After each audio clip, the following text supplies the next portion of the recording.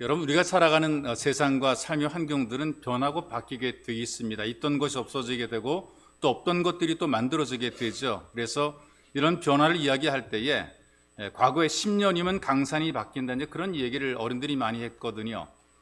근데 그전에는 어떻게 얘기했느냐? 세상은 그대로 있는데 사람이 바뀐다, 이제 그렇게 얘기를 했어요. 고려 말의 학자였던 길자라는 분이 계십니다. 이분이 이런 시조를 썼어요. 500년 도읍지를 필마로 돌았더니 산천은 의구하되 인걸은 간데 없네. 그러니까 자기가 살던 예전에 그 동네, 다시 말하게 되면 개성을 말하는 거겠죠. 근데 거기에 가보게 되니까 그 모습은 그대로 있는데 사람들은 바뀌고 없더라, 이제 그런 탄식을 한 것입니다. 이러던 것이 이렇게 바뀌었어요. 10년이 지나면 강산이 변한다. 요즘엔 더 바뀌었죠. 몇 개월이 지나게 되면 있던 건물이 사라지고 새로운 건물이 들어서게 됩니다. 있던 길도 사라지게 되고 없던 길들이 만들어지게 되고, 요즘에는 운전의 길을 갈 때에 내비게이션이 없게 되면 도저히 운전할 수 없을 정도로 수많은 도로들이 만들어지게 됐어요. 또 과거에는 몇 달이 걸려야 지구 저편을 갈 수 있었지만 지금은 하루면 지구 이 끝에서 저 끝으로 갈 수가 있습니다. 예전에 보름 동안 쉬지 않고 걸어서 한양까지 오던 길을 지금 서너 시간, 두세 시간이 되게 되면 KTX를 타고 서울로 올 수가 있단 말이죠. 이 정도로 세상이 빠르게 변화가 되고 있어요. 그래서 우리가 살고 있는 세대를 정보화 시대라 이렇게 얘기를 합니다. 이 정보화 시대의 대표적인 특징이 뭐냐? 모든 것이 빠르게 변화한다. 그래서 고속에서 초고속으로 더 나가서 빛의 속도로 하는 광속 시대라 이렇게 표현한단 말이죠. 이런 세상의 변화를 바라보면서 미래학자들이 이런 세상에서 어떻게 살아남을 수 있을 것인가, 이렇게 살아라라고 조언하는데, 그 중에 하나가 뭐냐? 남들보다 한 박자 먼저 생각하고 한 박자 먼저 움직여라, 이렇게 얘기를 하더라고요. 운동 경기 할 때에 그 조언하는 분들이 있잖아요. 감독이라든가 코치라든가 해설하는 사람들이 하는 말이 있죠. 반박자 빠르게, 이제 그런 표현을 쓰게 되는데, 빠르게 움직이지 않게 되면 벌써 방어를 다 하고 있기 때문에 이게 공격이 안 되는 거란 말이죠. 앞으로 우리가 살아가는 그 모든 사회는 강자나 약자, 큰 것, 작은 것, 이렇게 나눠지는 사회가 아니라는 거예요. 빠르냐 느리냐 이렇게 분류가 된다는 거죠.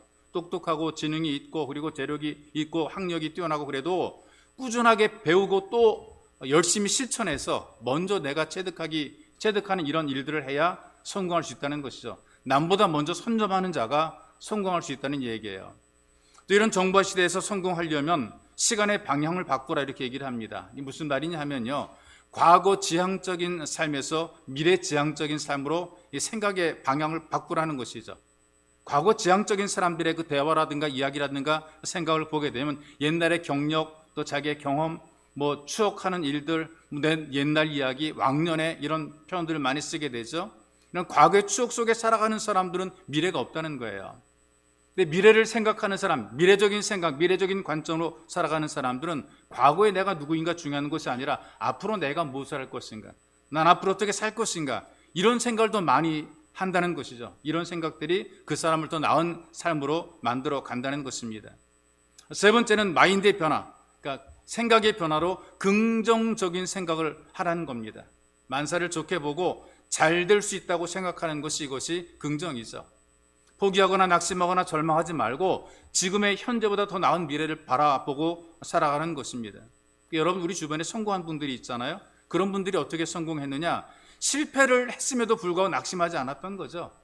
그들도 안 됐어요. 그들도 문제가 많았던 것이고 우리처럼 속상한 일들이 많았지만 그럼에도 불구하고 낙심과 절망하지 않고 소망을 가지고 다시 도전했기 때문에 그들이 성공을 하게 된 거죠.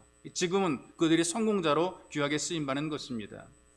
지금 여기에 말씀드린 이 모든 이야기 가운데 가장 중요한 공통점이 어떤 것인가? 생각입니다. 생각이 앞서는 것이고 생각이 바꾸는 것이고 생각을 더 깊이 하는 것.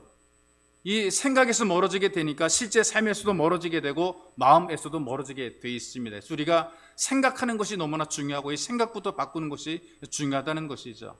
여러분, 본문 1절에 보니까 함께 하늘의 부르심을 받은 거룩한 형제들아, 이렇게 우리를 불렀단 말이에요. 저는 이걸 한마디로 예수 가족이라고 하는 표현을 쓰지 않습니까? 우리는 이 땅에 살지만 그러나 우리는 하늘에 소속이 된 사람, 우리의 근본이 하늘에 있는 사람들이죠. 그런데 근본은 하늘에 있음에도 불구하고 세상에서 발을 딛고 살기 때문에 이 현실이 답답할 수가 있고 앞이 캄캄할 수가 있어요. 이 당시 성경이 쓰여질 그때의 성도들의 현실이 앞이 깜깜했단 말이죠. 예수를 믿어 그들이 거룩한 가족이 되었어요. 예수 가족이 다 되었단 말이죠. 그런데 같은 동족들인 유대인들에게도 핍박을 받았습니다. 이웃들에게 멸시를 받았습니다. 예수 믿고 성공적인 삶을 살아가야 되는데 가장 실패자로 인생을 살아가는 거란 말이죠. 그러니 처음 가졌던 열정도 식어지게 되고요. 신앙에 의심이 생기게 되고요. 열심히 믿어도 별로 나아지는 것이 없다는 낙심도 들게 되고요. 그들의 눈에 보여지는 것은 어떤 것이냐? 고단한 삶의 현실, 어려운 문제만 그들이 계속 보고 있는 것이 있어. 그리고 믿음의 대상 예수 그리스도는 현실적으로 별로 도움이 안 되는 거예요. 아무리 불러봐도 그는 오지 않고 나타나지 않는다는 말이죠. 그러니 생각 속에서 점점 잊혀지고 멀어지게 되어 있습니다. 내가 불러도 대답 없는 그를 내가 계속 부를 이유가 없죠. 눈에 보이는 것, 귀에 들리는 것, 이 손에 잡히는 것이 눈에 보여지게 되고 이것만 생각한단 말이에요. 개구리가 올챙이적 생각 못한다는 그런 얘기가 있는 것처럼 사람들이 지난날 살아온 삶들을 생각하지 못하죠. 그래서 살만하게 될 때에, 살만해지게 되면, 등 따뜻하고 배불러지게 되면 무엇을 먹을까, 무엇을 입을까, 어떻게 즐길까, 이런 걸 더 많이 생각을 하게 돼요. 또 삶 속에서 문제가 많아지게 되고 어려움들이 많아지게 될 때에 예수를 생각할 겨를이 없는 거예요. 나를 구원하고 내게 은혜를 베풀어주고 내게 도움을 줄 예수를 생각할 겨를이 없이 너무나 삶이 곤고하고 어려우니까 역시 무엇을 먹을까, 무엇을 입을까, 이것만 생각하며 인생을 살게 되는 거죠. 그래서 많은 사람들이 예배가 아니면 예수를 그리스도로 생각하지 않고 살아갑니다. 믿는다 라는 말은 하는데 예수님과 아무런 관계없이 인생을 산단 말이죠. 그리고 생각도 안 하고 사는 경우들이 많아요. 신앙은 그냥 필요에 따라, 때를 따라 그냥 내 몸에 걸치는 액세서리 같은 형식이 되어버린 거죠. 그런데 하나님 말씀을 보니까 이런 삶의 현장이 될수록, 뭔가 삶에 문제가 많고 신앙에 어떤 걸림들이 많아지게 될수록 더 예수를 깊이 생각하라고 우리에게 권하고 있습니다. 예수를 생각하게 될 때에 끊어진 관계가 이어지게 되고 무너진 것들이 세워지게 되고 멀어진 것들이 가까워지게 되는 것입니다. 그래서 평소에 생각 없이 살다가 예배를 드리면서 예배 속에서 다시 한번 예수님을 생각하는 거예요. 그러니 주님께서 우리를 부르시는 거죠. 주일마다 우리를 부르시는 거죠. 생각 없이 살아가요. 내 일이 바쁘고 내 사는 삶이 바쁘기 때문에 예수님을 잊어버리고 살다가 예배를 드리면서 다시 회복이 되는 거예요. 그래서 매주마다 모이는 이 공동체 예배가 사라지게 되면 아마 예수를 생각할 기회도 잃어버리게 될 것입니다. 예배를 드리면서 멀어진 관계 회복이 되고 예수를 생각하기 위해서 가장 기본적인 이 예배의 자리를 통해서 하나님의 은혜를 기억하게 되는 거죠. 예배의 자리 속에서 말씀을 들으며 내게 다가오시는 예수 그리스도를 경험하게 되는 것입니다. 그런 이후에 예배의 자리에서 예수님을 경험한 이후에 이제 우리가 살아가는 이 모든 삶의 자리 속에서 예수를 통해 베풀어지는 그 능력과 은혜로 살게 되는 것입니다. 여러분들이 예수 그리스도를 집중해 깊이 생각할 때에 예수님과의 관계 회복이 되게 되고 신앙생활 자체가 예수님과 함께하는 기쁜 삶이 되는 것입니다. 그래서 기쁠 때도 그렇지만 이 고난 중에 있을 때도 예수를 깊이 생각하라고 권하고 있어요. 왜? 예수님은 우리에게 보냄받은 그리스도이기 때문이라고 성경이 이야기를 합니다. 오늘 말씀을 보니까 믿는 도리의 사도이시며 대제사장이신 예수를 깊이 생각하라. 사도란 말이 보냄받았다, 그런 의미가 있고요. 대제사장은 정말 필요한 자리에서 하나님과 사람 사이를 연결시켜주는 귀한 역할을 하는 거란 말이에요. 예수님께서 우리에게 보냄을 받으셨고 내게 보냄을 받으셨고 내 삶 현장에 오셔서 하나님과 나의 사이를 연결해주는 귀한 역할을 하는 거란 말이죠. 이 세상에서의 성공의 원칙이 빠르게 변하지 않으면 성공할 수 없다고 그랬잖아요. 그런데 생각 없이 빠르기만 하면, 빠르게 변해야 되는데 아무런 생각도 하지 않고 자꾸만 빠르기만 하게 되면 더 빨리 망하게 되고 더 빨리 실패하게 됩니다. 빠른 것도 중요한데 내가 어느 방향으로 가는가, 이 방향이 너무나 중요한 것이죠. 정확한 방향 향해 가는 게 너무나 중요합니다. 예수님을 목표로 하고 인생 사는 것이 중요한 거란 말이죠. 뒤도 돌아보지 않고 오직 성공이라는 이름을 향해, 성공이라는 목적을 향해서 살아온 사람들이 굉장히 많아요. 주변에 그런 분들이 꽤 있어요.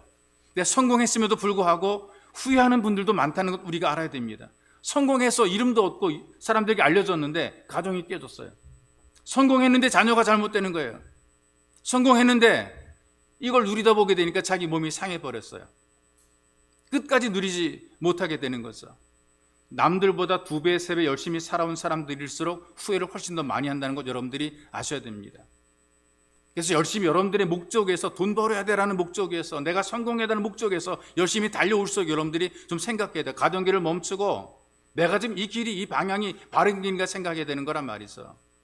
나에게 보내주신, 나를 위해 보내준 예수를 생각해야 됩니다. 잘 되면 즐거움으로 예수를 생각하고 안 되면 도움을 기대하고 예수를 생각하는 거예요. 여러분 살아가면서 우울감이라든가 침체를 경험하죠. 좀 우울하고 좀 침체가 될 때가 있잖아요. 살아가면서 어떤 때 그렇게 되느냐, 자기보다 잘난 사람들 보고 오게 되면 속상한 겁니다. 난 이게 뭔가라는 생각 때문에 마음이 우울해지죠. 괜히 동창회 갔다가 우울해지는 분들이 있어요. 안 가면 될 거 괜히 갔다가 자기보다 학교 다닐 때는 그냥 찌질이었었는데 어떻게 서방을 잘 만나든가 어떻게 돼가지고 갑자기 그냥 사람이 확 변해가지고 오니까 그 사람 보고 나서 갑자기 우울해지는 거죠. 남들 다 가는데 내가 못 가면 우울해지기도 합니다. 남들 다 하는데 내가 못하면 그것도 마음이 상하는 것이죠. 어떤 사람 열심히 노력해서 뭔가를 다 이뤘어요. 잡았습니다. 다 했습니다. 근데 다 해놓고 난 다음에 허무한 거죠. 그래서 열심히 일한 이후에 침체를 경험하는 그런 사람들이 있어요. 예수 믿는 것도 마찬가지거든요. 여러분들 예수 믿으면 신앙생활 하면 교회만 열심히 나오게 되면 기도만 하면 그냥 그대로 응답이고 믿습니다 하게 되면 당장에 뭔가 될 것처럼 생각이 되죠. 내가 무리로 걸을 것 같은 그런 믿음이 충만할 때 있어요. 주님께서 오라 하시면 내가 무리도 걸어가리라. 뭐 그런 믿음이 막 충만할 때가 있단 말이에요. 그런데 신앙이 바닥으로 미끄러지게 되고 곤두박질 치는 경우들이 있단 말이죠. 영적 침체를 경험하는 겁니다. 누구나 다 늘 충만해서 모든 걸 다 할 것처럼 다 할 수 있는 능력자처럼 인생을 사는 것, 신앙생활하는 것 아니라요. 예수를 믿음에도 불구하고 그 믿음을 우리가 누림에도 불구하고 늘 마음의 속상함과 절망과 좌절을 겪고 있는 분들이 있어요. 이런 경험 속에서 우리가 영적 침체를 경험하게 되는데 그 영적 침체 가장 초기 단계가 뭐냐 하면 개인 기도를 소홀히 하게 되어 있습니다. 예전에 기도하는 것이 재밌거든요. 즐거웠습니다. 새벽기도, 금요기도 신났단 말이죠. 뭔가 기도만 하면 하나님이 응답해 주는 것 같고 내 소리를 들으시니 얼마나 행복한지 모릅니다. 그런데 막 기적같이 길이 열리고 일이 막 풀리고 그래서 뭔가 예수님과 가까워진 것처럼 살아왔는데 늘 그런 것이 아니라 기도하다 보니까 생각대로 응답도 안 되고 안 풀리게 되고요. 그러니까 기도 시간이 좀 줄어들게 되고요. 기도하던 그 마음과 생각들이 일하는데 투자가 되고요. 하루 3번 밥 먹을 때만 기도하게 되고요. 기도하는 것이 줄어들게 되면 영적 침체 초기 단계라는 겁니다. 그 다음에 두 번째로 더 이게 영적 침체되는 단계가 뭐냐면 신앙 형식이 돼버리고 말아요. 기도가 뜸해지게 되고 약해지기 시작하면서 이게 신앙의 전반으로 전염이 돼서 예배가 형식이 돼버리는 것이죠. 예수 안 믿는 것 아니고 교회 안 나오는 것 아니에요. 나옵니다. 기도도 하고 성경도 읽고요. 교회 직분도 감당하고 예배도 드린다는 말이죠. 그런데 이전 같지 않다는 게 문제죠. 간절함이 없어요. 기도에 대한 간절함, 예배에 대한 간절함이 없어지게 되는 거죠. 기대도 안 해요. 기도를 안 하니까 아예 기대도 안 한단 말이죠. 전에 즐겁게 하던 일들도 맡겨진 일이기 때문에 그냥 생각 없이 한단 말이에요. 모양은 가지고 있는데 속이 비어있는 상태가 되는 것, 영적 침체 두 번째 단계로 간 것이죠. 더 깊이 빠지게 되는 거죠. 세 번째 단계는 내면의 부패가 증가한다. 내면의 부패라고 그러니까 뭐 거창한 것이 아니고요. 어떤 하나님에 대한 영적인 열정이 있는 것이 아니라 마음속에 세상적인 탐욕이 자라가게 되고요. 사람이 좀 이기적이 됩니다. 어떤 잘못을 저질렀어도 웬만큼 잘못한 것 가책이 별로 없습니다. 어떻게 생각하는 줄 아세요? 남들도 다 그러잖아. 목사님도 그러대 이렇게 생각하는 거죠. 어느 장로님도 그렇게 살던데 라고 생각하는 거란 말이죠. 일부러 죄를 지는 자리를 찾지는 않지만 불법의 기회가 주어지게 되면 국가적으로 억지로 피할 필요는 없단 말이죠. 그냥 남들도 다 그러는데 나도 그러면 되지라는 이런 생각 가지고 살아가는 거예요. 하나님이 날 보신다라는 생각을 하게 되면 이 불법을 저지르거나 죄를 짓게 될 때 가책이 되고 두렵습니다. 예수를 생각하게 되면 불편해요. 그래서 그런 자리를 피하게 된단 말이죠. 그런데 안 피해요. 피할 이유가 없단 말이죠. 일부러 죄의 자리를 찾진 않지만 그러나 그러면 안 되는 줄 알면도 불구하고 눈 감고 모르는 척하고 있으니까 이 영적 침체 속에 빠져들게 되는 것입니다. 그리고 이제 합리화를 하게 돼서 나는 가만히 있었는데 저쪽에서 자꾸만 나로 하여금 하게 만들었다. 근데 끝까지 자기가 안 피한 거란 말이죠. 근데 정말 우리가 예수를 깊이 생각하게 되면 벌떡 일어납니다. 그리고 그 현장을 피하게 되는 거죠. 불의한 자리를 떠나서 나오게 되어 있습니다. 그렇지 않고 그냥 거기 앉아서 뭉기적거리고 있다면 영적인 침체 속에 빠져들고 있는 것입니다. 이게 지속이 되게 되면은 세속화가 증가된다 이렇게 얘기를 하고 있어요. 처음엔 자기가 직접 안 나섰지만 뭐 어떤 유혹이 있을 때 모르는 척 슬그머니 그냥 같이 동참했지만 이제는 적극적이 되는 거죠. 처음에는 숨겼지만 드러나도 이제는 괜찮아요. 뭐 성도답지 못해가지고 내가 이렇게 예수 믿는 사람인데 내가 이래도 괜찮을까? 근데 이제는 괜찮아요. 드러나도 할 말이 많아지는 거죠. 나 괜찮다고 아주 굉장히 뻔뻔해지게 되는 거란 말이죠. 이 정도로 뻔뻔해지게 되게 되면 영적으로 완벽하게 자기가 침체가 돼 있는지 아닌지도 모를 정도로 그렇게 신앙생활하는 것이에요. 이런 분들의 이야기는 어떻습니까? 내가 옛날에 열심히 믿었어. 옛날 얘기하면 계속하고 있단 말이죠. 내가 자기를 잘 모르고 살아가는 것 자체가 커다란 위기입니다. 여기에 더 깊어지게 되면요, 성도의 교제가 완벽하게 단절이 되고 끊어지게 되어 있습니다. 누가 봐도 예수 믿는 사람처럼 보이지 않고요, 교회에 다닌다고 말하는 게 부끄러운 그런 성도가 되는 거죠. 신앙생활이 엉망이 됩니다. 그런데 한 가닥 그 소망이 뭐냐? 그래도 예수를 아주 떠나지는 못한 겁니다. 예수님을 완벽하게 버리지는 못. 그래도 뭔가 한 가닥의 시로라기 같은 그런 한 가닥의 어떤 그 믿음 한 줄기는 붙잡고 있는 거란 말이에요.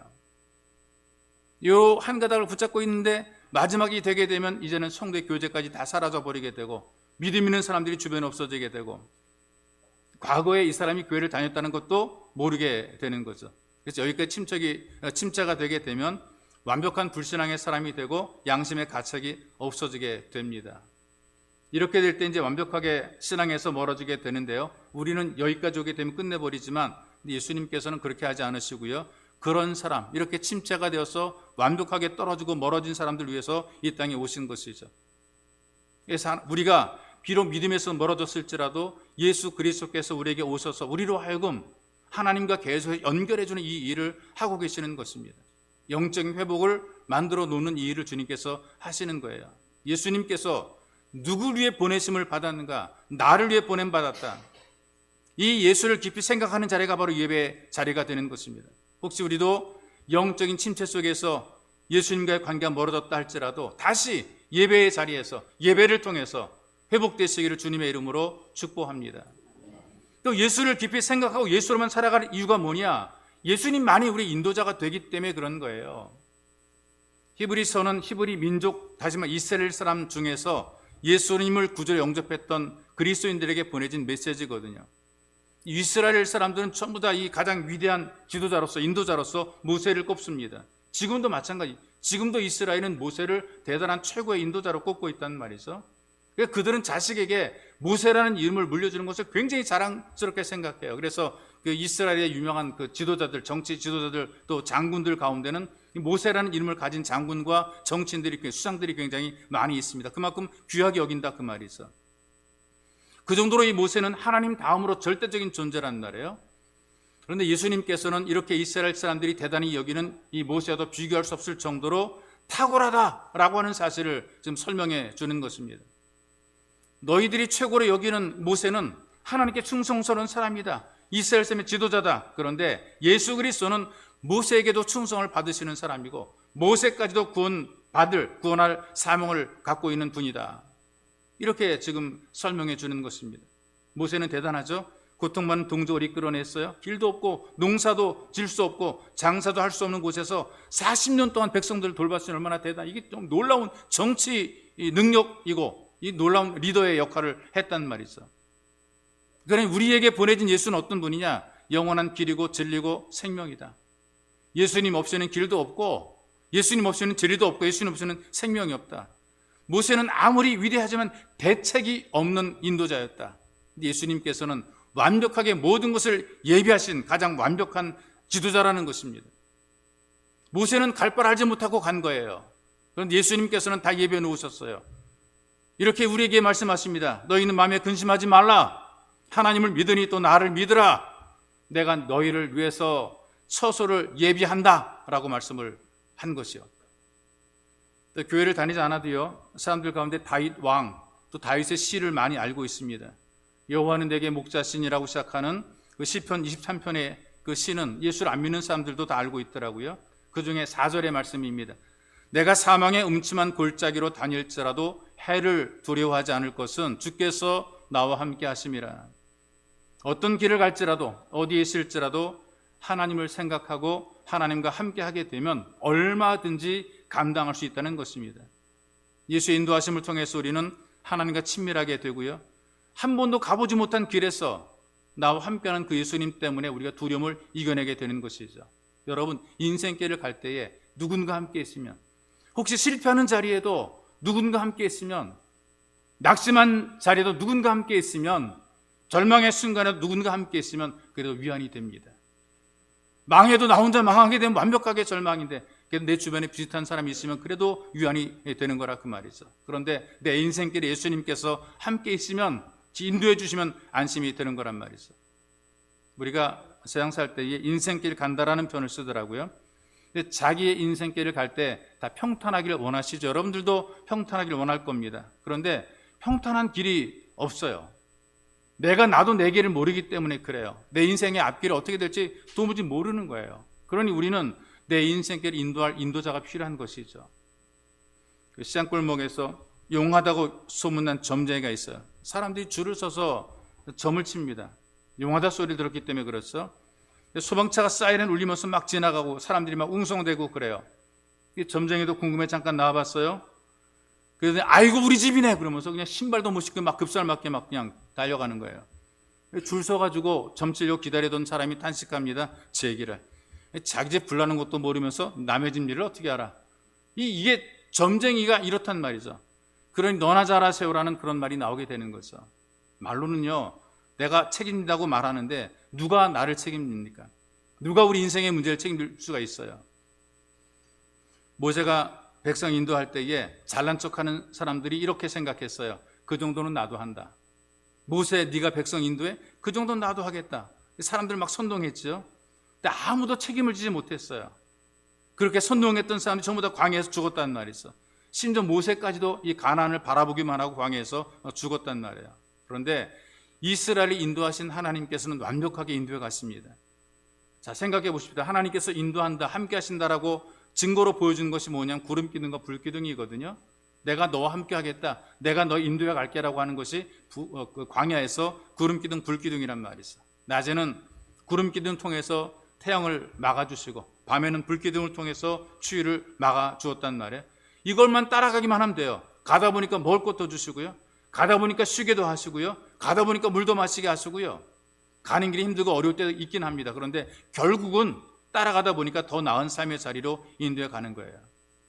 그런데 그 과정을 참지 못하고 가네 못 가네 사네 죽네 불평을 많이 합니다. 여러분, 우리가 불편할 수 있고 힘들 수 있고 어려울 수 있지만, 그러나 예수님께서 우리 인도해 가실 때에 반드시 우리보다, 내 생각보다 훨씬 더 좋은 곳으로, 안전한 곳으로 인도해 가시는 것입니다. 우리 예수 믿는 것 자체가 때로는 힘드니까, 어려우니까 믿어도 소용없다는 생각이 들 때가 있어요. 아무런 의미가 없는 것처럼 느껴질 때가 있어요. 그런데 예수님께서는 우리를 끝까지 보장해 주십니다. 이걸 믿어야 돼. 이게 우리의 믿음이에요. 예수님은 나를 끝까지 보장해 준다, 끝까지 인도해 주신다라는 이 믿음을 가지고 예수 믿는 것이 우리의 믿음이 되는 거죠. 나는 너의 하나님이라는 제목의 글이 있어요. 전도지에 나온 글입니다. 나는 길이니 나를 따르면 안전하리라. 나는 진리니 믿을 수 있을 것이며 나는 생명이니 풍성한 삶을 얻을 것이니라. 나는 빛이니 일생을 지켜줄 것이며 나는 목자니 쉴만한 물가로 인도하리라. 나는 전능자니 모든 창조물들을 다스릴 것이며 너를 지은 자니 변치 않고 사랑하리라. 나는 친구니 너를 영원히 잊지 않을 것이라. 내 말을 지키고 순종하면 영원한 행복을 누리리라. 이 예수를 깊이 생각하라는 것입니다. 여러분, 예수 인도 따라 여러분들의 삶이 정말 룰루랄라라고 하는 이 기쁨의 삶이 되시기를 주님의 이름으로 축복합니다. 또 예수를 깊이 생각해야 될 이유가 뭐냐 하면 예수님께서 바로 우리의 주님이 되시기 때문에 그렇습니다. 자, 여러분들이 이제 친하게 지내는 분들이 있잖아요. 가까운 분들이 있잖아요. 이런 사람들, 가까운 분들을 보니까 일단 말이 통하는 사람들입니다. 소통이 가능하다 그 말이죠.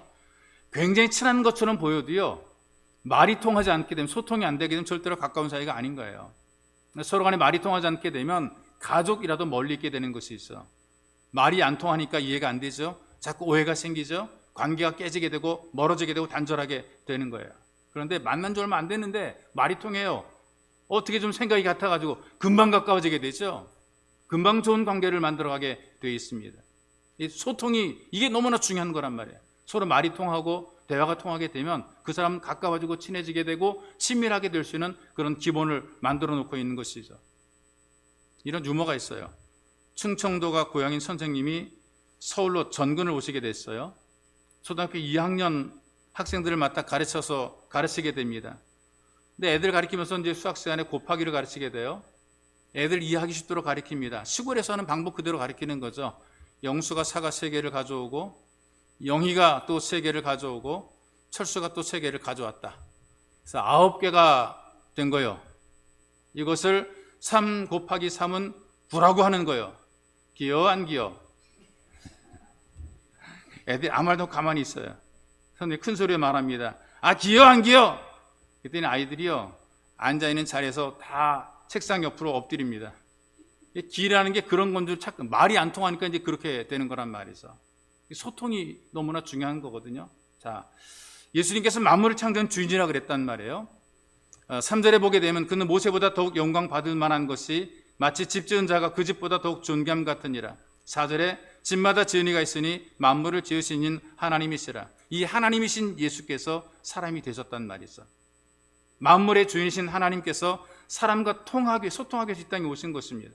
친근하고 가깝게 우리에게 다가오신 거죠. 근데 그분이 우리의 모든 주인이 되시는 하나님이시라 그 말입니다. 나랑 소통이 가능한 분이에요. 내 모든 걸 다 아시는 분이란 말이죠. 우리의 소리를 들으시는, 우리 마음을 아시는 분입니다. 그래서 하나님께서 성경을 통해서 모든 것 주인 되시는 예수의 이름으로 기도하게 하신 거예요. 하나님에게 기도하게 하신 것이란 말이죠.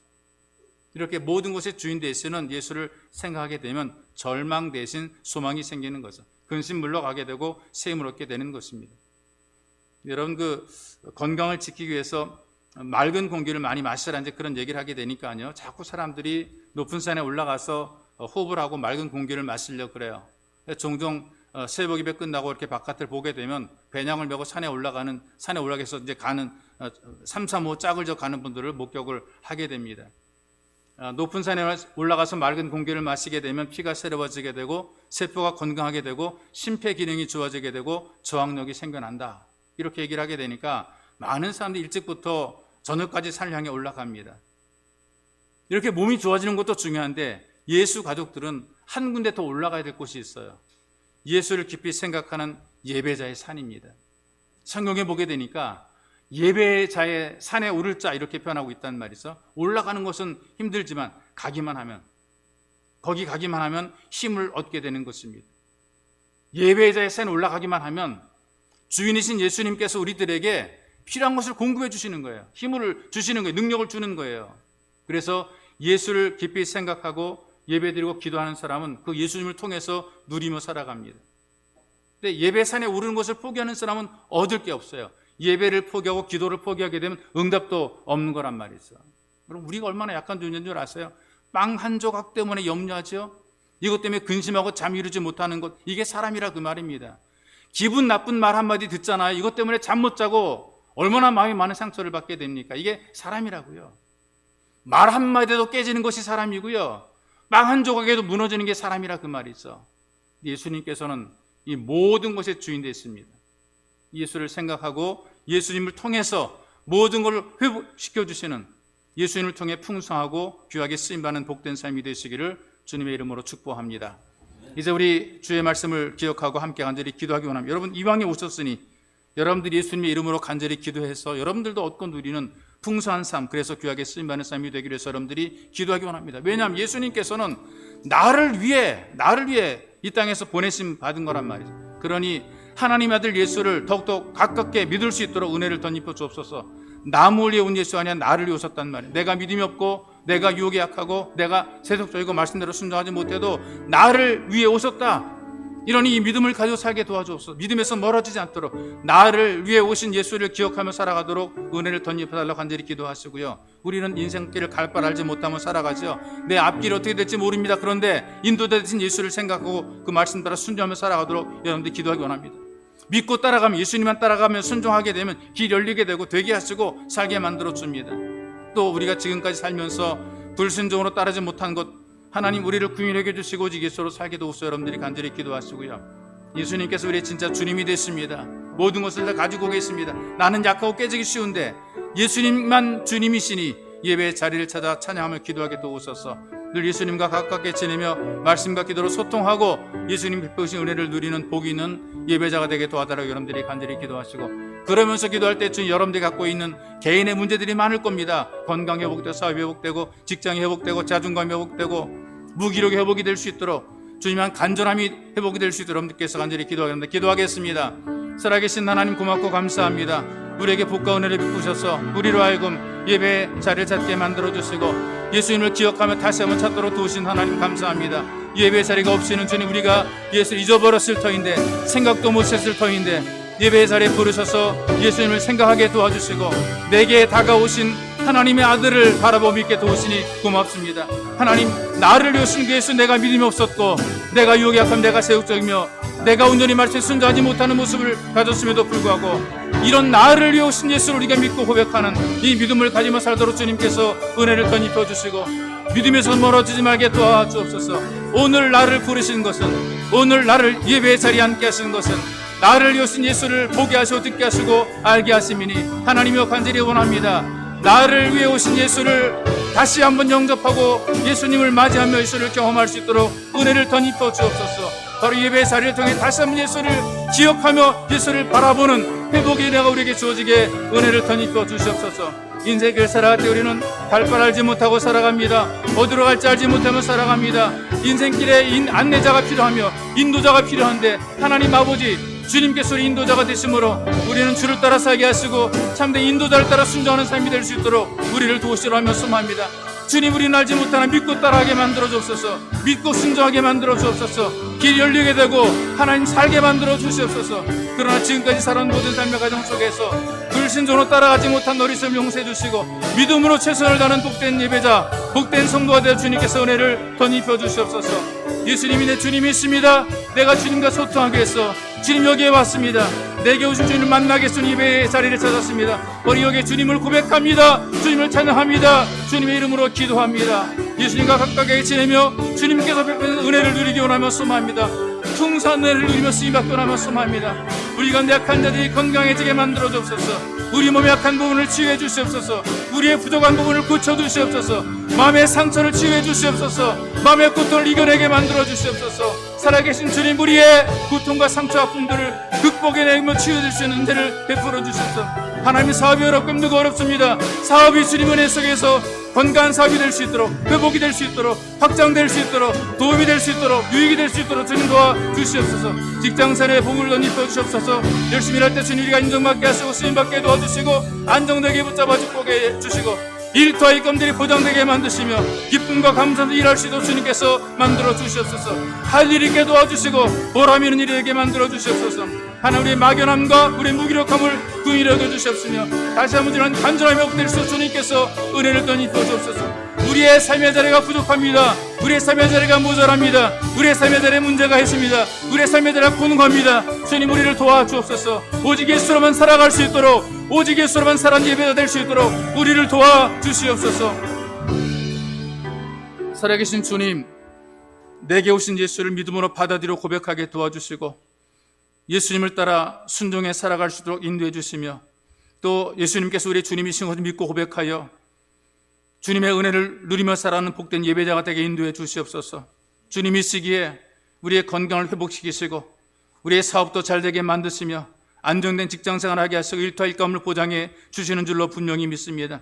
우리의 무너지고 구겨진 자존감이 회복되게 만들어 주시고 앞길의 막막함도 열려져서 우리의 무기력이 회복될 수도 은혜를 베풀어 주옵소서. 우리 마음속에는 예수님을 통해서 간절함이 회복되게 만드시고 예배의 자리에서 다시 한번 예수를 경험하는 복 있는 삶 될 수 있도록 나는 예수로만 살아가리라 결단하는 믿음의 결단이 만들어지도록 우리를 붙잡아 주옵소서. 보배로 우신 예수님의 이름으로 기도하옵나이다. 아멘.